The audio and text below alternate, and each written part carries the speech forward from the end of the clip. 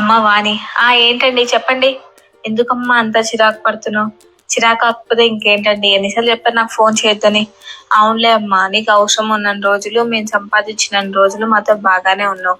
నీ అవసరాలన్నీ తీరిపోయాయి. ఇప్పుడు మా దగ్గర డబ్బులు, అందుకేగా అంత చిరాకు. అవును, అయితే ఇప్పుడు ఏంటి? మోసం చేసిన వాడిది తప్పు కాదండి, మోసపోయిన వాడిది తప్పు.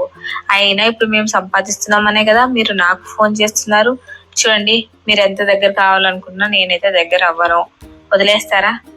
మీకోసం కాకపోయినా పిల్లల ముఖం చూసైనా మాతో మాట్లాడమ్మా. రేపటి రోజు వాళ్ళకి మా అనేవాళ్ళు కావాలి కదా. మా అనేవాళ్ళ ఏం పని ఉంది? లక్షలు లక్షలు మేము సంపాదిస్తున్నాం.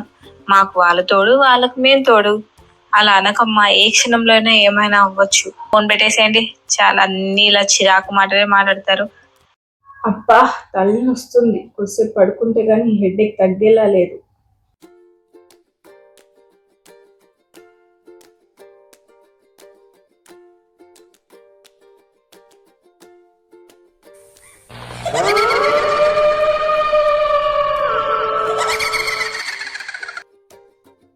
జీవితం ఎప్పుడు ఎలా మలుపు తిరుగుతుందో ఎవరికీ తెలియదు. ఈరోజు 4 రాళ్ళు సంపాదించాం కదా అని విర్రవీగకు.